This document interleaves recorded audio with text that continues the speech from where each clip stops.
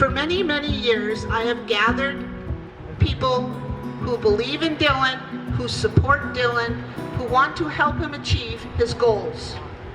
What we call that is a yes team. Dylan graduated from high school in 2002. He was allowed 2 more years of schooling until he was 21. After that time, I started thinking more about what's next. And so I started connecting with Jim Corey with the organization called WISE, and he told me about person-centered planning. It's also called future plannings, so that's kind of what's on our paperwork and how we go about it, but it's the same thing, person-centered. I'm the one who's the dreamer, and I had some help to make it happen.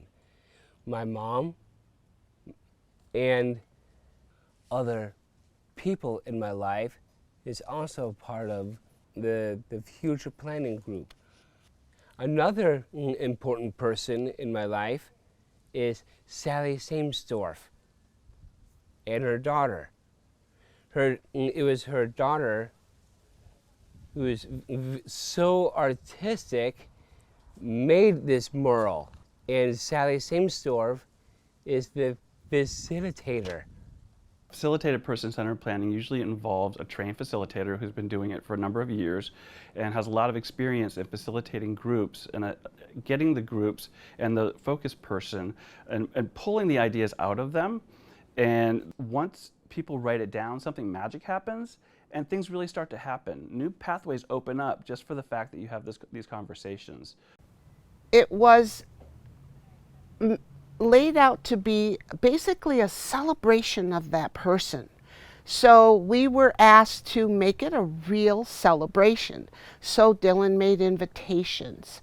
He invited friends, family, teachers, community members that were going to keep his life going beyond school. And it was very important that we served food because Dylan loves food. So you have to do what the person loves. You have to listen to what that person wants. It's a combination of all things that I like best. Socializing, good food. People are asked at that meeting, dream big. Don't hold back. If there's something that you see in his future, put it out there and make sure that the thinking that's happening there is yes, that's possible. I think often our service system starts with what our deficits are and what support needs that we have, as opposed to what our strengths are and what supports are needed in order for us to reach our goals. And so person-centered planning, and specifically with Dylan, it's really about looking at what your goals are, what your dreams are, and then figuring out how to make that happen and what supports you need to make that happen, instead of starting as the service system usually does with the deficits. This, to me, is about going beyond services and pulling the community together to make that person feel as if, because they are, part of something. So often person-centered planning is something that happens with a person maybe 2-3 times during their life when they're at periods of transition. But he and his support circle and his family have made it a way of living and have accomplished incredible things. For example, I was with him when he started first talking about a Michael Jackson revival band and how he wanted to tour. And I thought, well, that's a great idea, not likely to happen. But within a year and a half, he was touring, and he was in Hawaii and traveling across the country. You know, he's gotten into martial arts and become, I believe, a black belt. He became a Washington State champion weightlifter.